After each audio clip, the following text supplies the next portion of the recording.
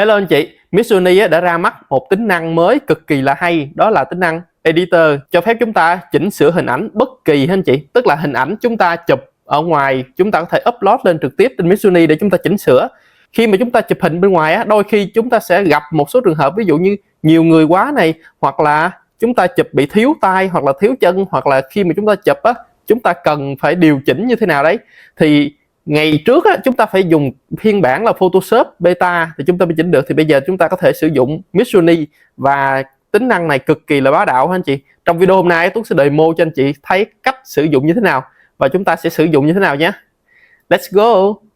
Đầu tiên chúng ta sẽ hiểu được là cái tính năng này hiện tại nó sẽ kiểm duyệt rất là gắt gao nha anh chị, bởi vì người ta có thể sử dụng cái tính năng này để mà dùng cho những cái mục đích xấu chẳng hạn, ví dụ như tạo những hình ảnh mà không có mang tính chất đúng đắn theo như đúng những gì mà Midjourney họ muốn Nên hiện tại cái bản cập nhật này họ chỉ cho một số người dùng như sau, đáp ứng các điều kiện như sau thì mới sử dụng được. Thứ nhất là người dùng sử dụng gói theo năm, tức là đăng ký gói theo năm ha.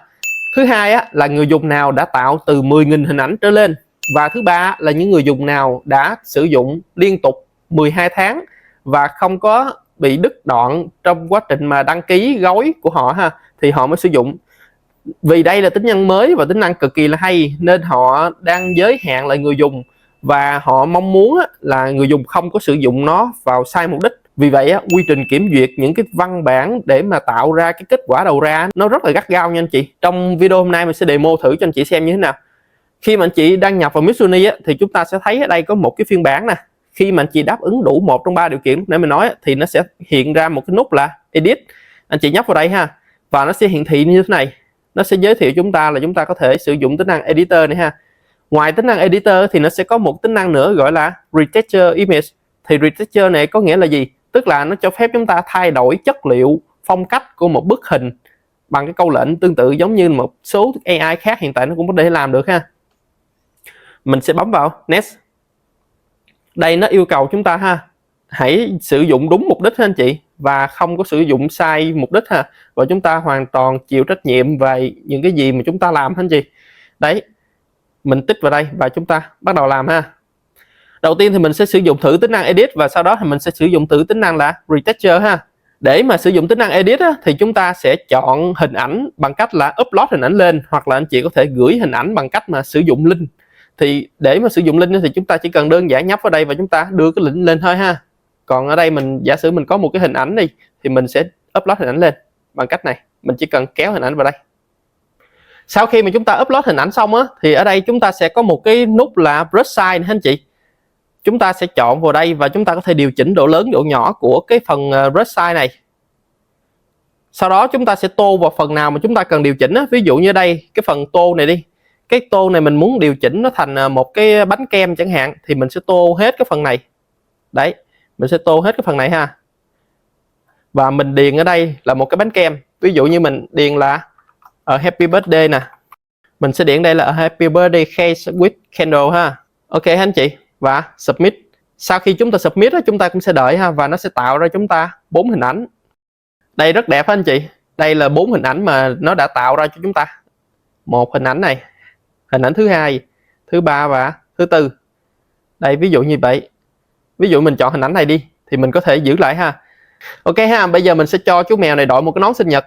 Thì mình sẽ tô ở đây, mình sẽ chọn này, phần này nhỏ là một tí. Đây mình sẽ cho một cái nón sinh nhật bé bé như thế này, dễ thương cho chú mèo này đội chẳng hạn. Mình sẽ điền một câu rất đơn giản thôi, ví dụ như thế này. Đây, rất là đẹp anh chị.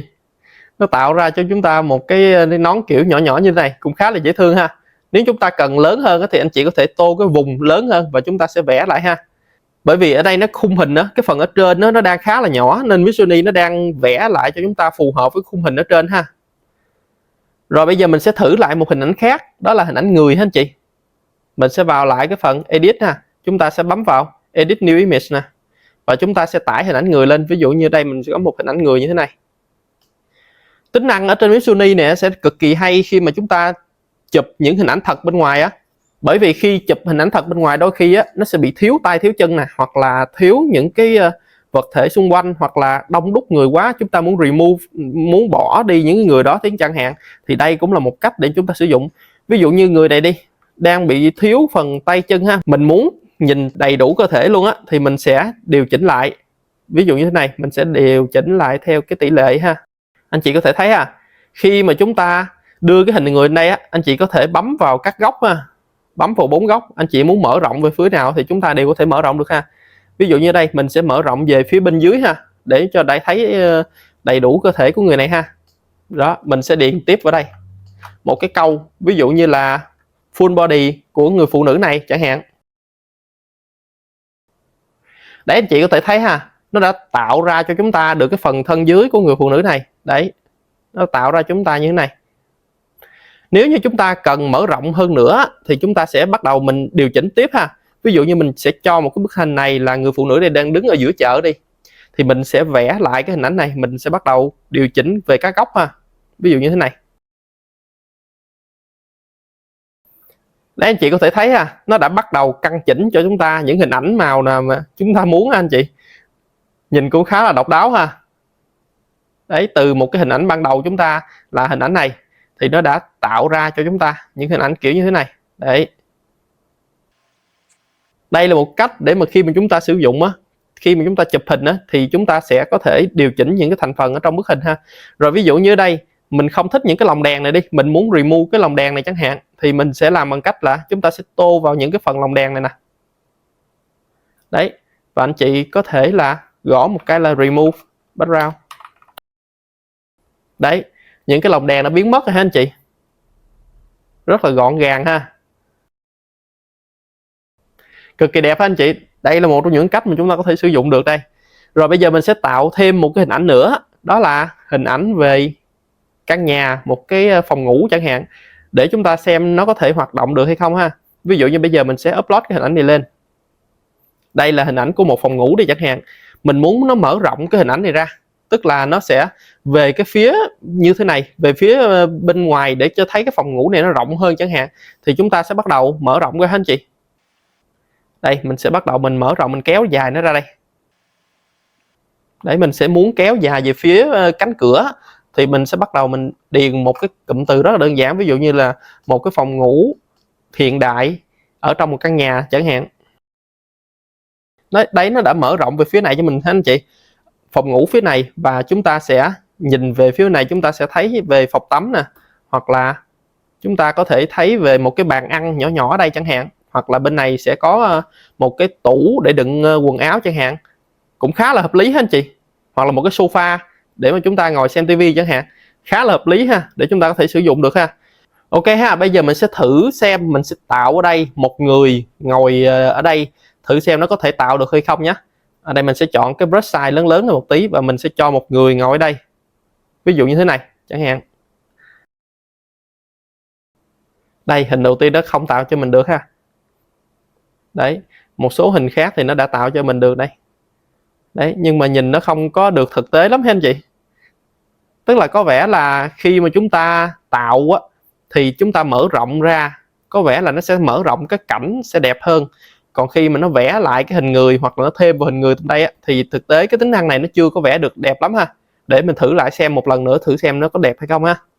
Bây giờ mình sẽ thử là một người đàn ông đứng ở bên cái cửa sổ để thử xem nó có vẽ được hay không nhé.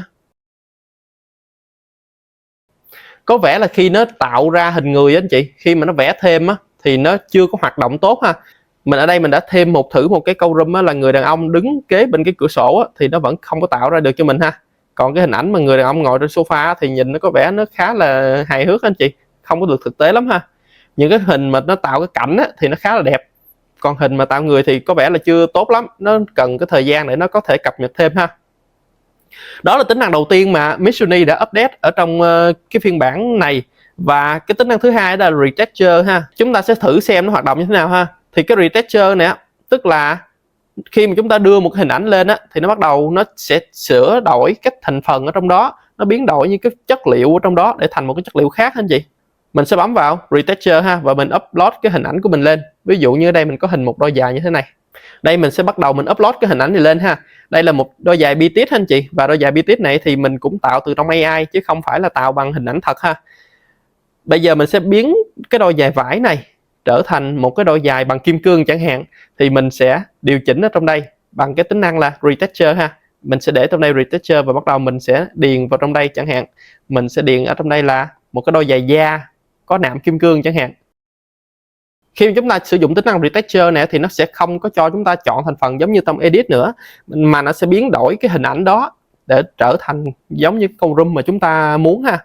Và khi mà sử dụng tính năng này thì họ cũng yêu cầu là đừng có sử dụng những cái room nào mà nó không có quá tương thích với lại cái cấu trúc của cái hình.